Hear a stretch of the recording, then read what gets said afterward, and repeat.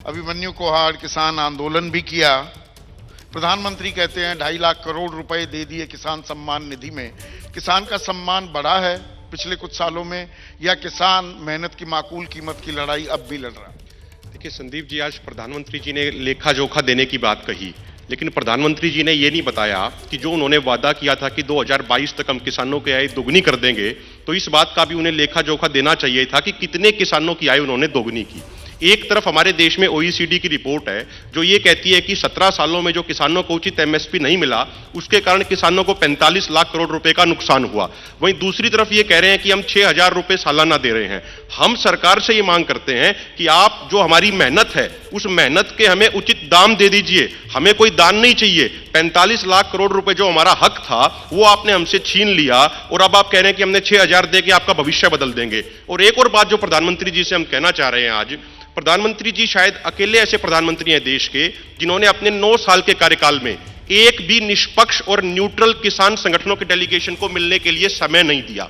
उनको किसान डेलीगेशन से मिलना चाहिए ताकि हम उनको यह बता सकें कि आपने 2014 से पहले वादा किया था कि मैं स्वामीनाथन आयोग के C2+50% फार्मूले को लागू करूंगा। 2015 में सुप्रीम कोर्ट में कह दिया अर्थव्यवस्था का भट्टा बैठ। जी बिल्कुल। और उनको हम ये याद दिलाना चाह रहे हैं कि प्रधानमंत्री जी, आपने गुजरात के चीफ मिनिस्टर होते हुए कहा था कि एमएसपी पे गारंटी का कानून होना चाहिए, खाली एमएसपी घोषित करने से काम नहीं चलेगा। तो आज आपको एमएसपी पे कानून बनाना चाहिए। एमएसपी में दिक्कत क्या है? अर्थशास्त्री, काला सूट गुलाबी अखबार वाले बताते हैं अर्थव्यवस्था का बेड़ा गर्क हो जाएगा।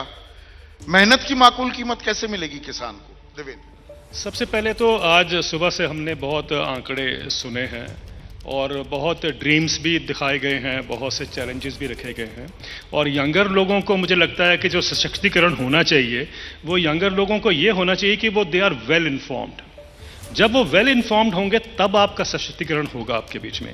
इसलिए मैं कह रहा हूं कि समझिए, जितने भी डाटा आज आए हैं उसमें एक डाटा और भी मैं अगर ऐड कर दूं, आपने कहा था कि वर्ल्ड बैंक, IMF भी वही बात करता है जो इंडिया की बात करता है। अभी एक मैं वर्ल्ड बैंक की एक रिपोर्ट देख रहा था, वो कहते हैं कि जितनी हमारी ब्रिक्स कंट्री हैं जो डेवलपिंग इकोनॉमीज हैं, उसमें देखा जाए तो $4 प्रतिदिन पे रहने वाले लोग जो हैं, यानी 280 रुपये प्रतिदिन पे जो पॉपुलेशन गुजारा करती है भारत में, वो 91% है। 91% लोग जो हैं वो $4 से कम 280 रुपये में गुजारा कर रहे हैं। ये कौन सी मिडिल क्लास की हम बात कर रहे हैं? 9% लोगों को सिर्फ बेनिफिट मिला है। इकोनॉमिक रिफॉर्म्स 1991 में आए थे, 25 साल होने वाले हैं, सिर्फ 9% को फायदा हुआ है।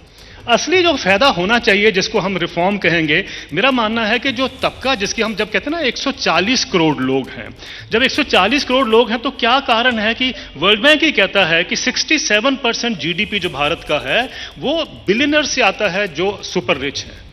तो बाकी तो आप लोग देख लीजिए जीडीपी में आपका कितना कंट्रीब्यूशन है। तो समझना तो हमें इन चीजों को है, और फिर हम देखें कि ये 9% जो है ये 91% में कैसे फैल सकता है। उसका एक ही तरीका है। आपने आज तक 1991 के रिफॉर्म्स के बाद, मेरा मानना है कि उसमें एक गलती हुई थी। गलती ये हुई थी कि हमने कट एंड पेस्ट किया। जो अमीर देशों ने कहा वही हमने कर दिया कि भाई इंडस्ट्री को इंजन ऑफ ग्रोथ बनाना है। लेकिन सच्चाई ये है कि वो जो गलती वहां पर हुई है वो ये थी कि हमने एग्रीकल्चर को सेकेंड इंजन ऑफ ग्रोथ नहीं बनाया। 140 करोड़ में 60 करोड़ लोग तो खेती से जुड़े हैं।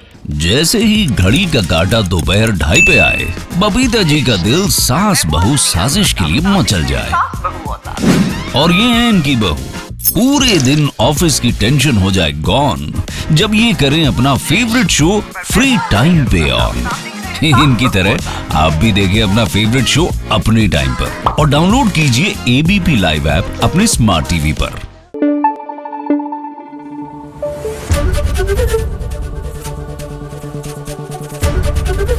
ABP न्यूज आपको रखे आगे।